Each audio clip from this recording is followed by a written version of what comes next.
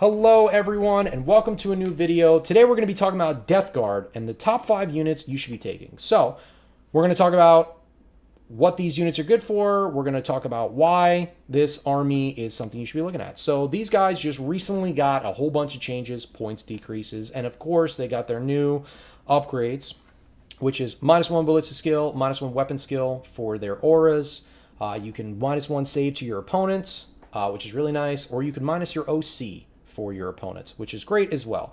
So let's talk about some of these units. Now, most of these guys are characters. Now, Death Guard is notorious for having a ton of good characters, which sometimes makes it difficult, mostly because you can only have, 2 of these characters in a Plague Marine squad because of the fact that, well, one, you can only fit 12 models in a Rhino. So if you're running more characters in your unit, well, then you can't fit those guys in the unit, in the Rhino. So first and foremost is Plague Marines.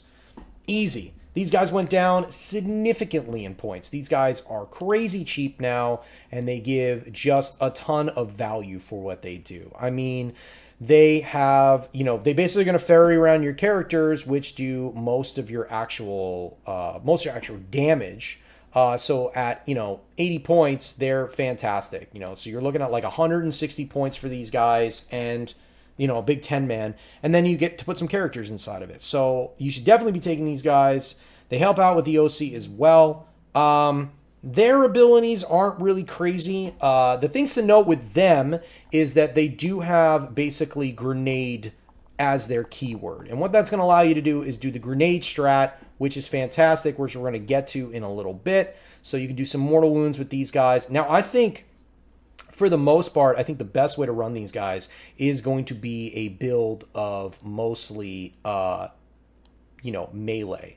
I think that that's going to work best for you to really get the most value out of these guys. So basically, you're going to run your heavy plague weapon and your bubonic weapon, because those are the weapons that are good.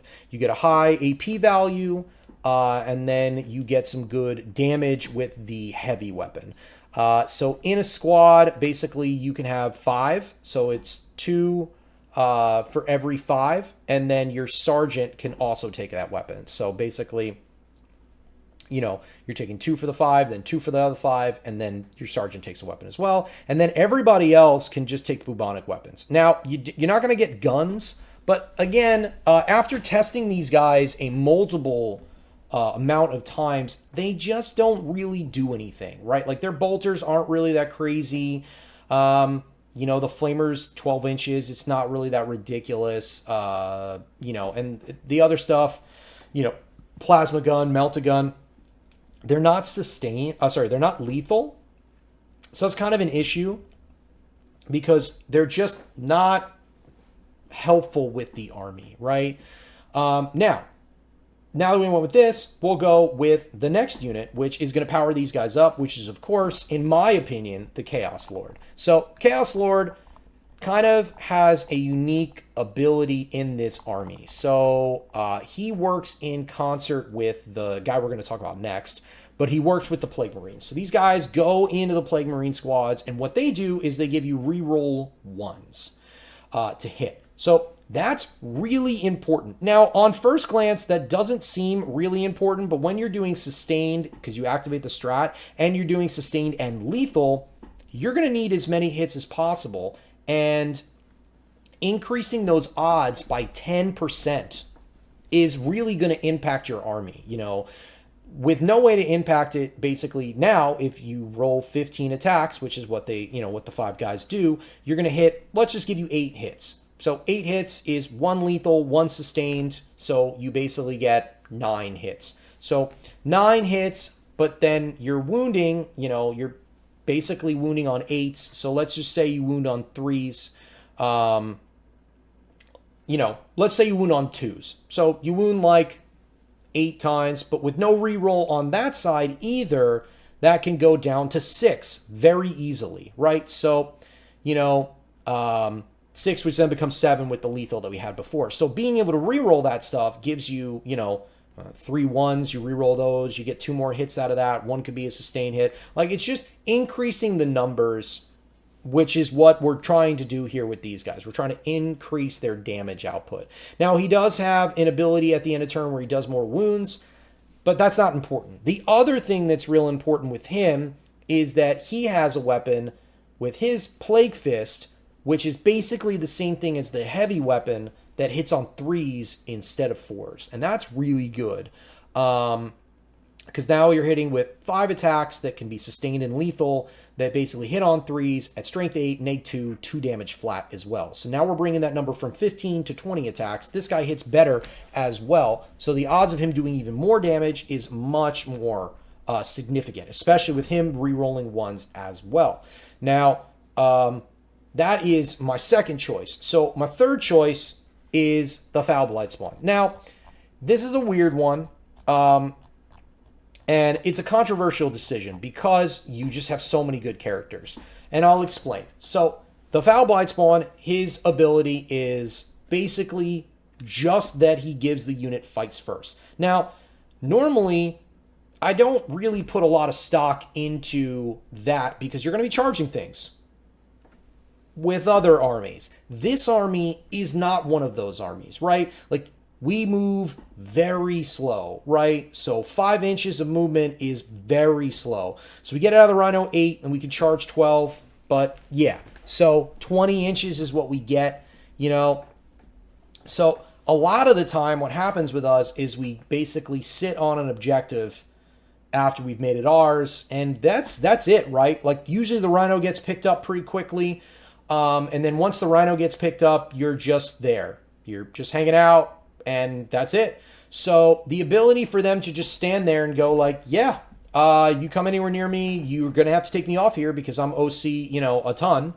You know, even 5 guys left. With this guy is OC 11. With the Lord, it's OC 12. So yeah, I'm OC 12. If you're decreasing your opponent's OC, well, then they need to get 14 models on there. And if you're just standing in the middle of an objective that is sticky, yeah, they're going to have to deal with that. So this guy allows you to basically do that. It allows you to get that counter punch without having to sacrifice the mobility, you know, without having to have mobility, which we don't have. So this guy's a good choice, but he leans directly into my next choice. If you just didn't care at all about, you know, any of that nonsense, and you were like, I need somebody who makes the army just better, I think the Putrefier is what you're looking for. And that's my next choice. So what his ability is he gives any weapons that you have that is lethal, which is literally all your weapons, he gets you critical hits on a 5+ instead of a 6. So now we're just getting more damage through, right? We're doing more damage. We basically skipping a step now. We're not having to go to the wound phase much more frequently. And then when we have reroll 1s, that makes it even better. So that's his first ability. Then his second ability is once per battle in your shooting phase, you can target this model with the grenade strat for 0 CP. And you can do so even if you've already targeted a different unit with the stratagem this phase. So that's super awesome. Now, I haven't been able to use this on the table yet because I haven't brought these guys to a tournament yet, but that can be just a ton of damage. Mix that with like a charge going off that turn, and you can really mess with your opponent. So this guy for me is like a very solid choice as well. Like I think the Lord goes in no matter what because he does damage. Now this guy does have some grenades, which are, you know, D6 shots, strength 5, neg 1, 2 damage. Not bad. But I mean, really, the grenade strat on him is just awesome. And then lastly, no army is complete without Mortarion. So Mortarion is, you know, the Primarch of Death Guard, right? So like he is usually on the shelf, right? When you're playing Death Guard, he's usually on the shelf. Unfortunately, fortunately, this time around, they've decided to give him a very, very steep points decrease. He went down just a ton.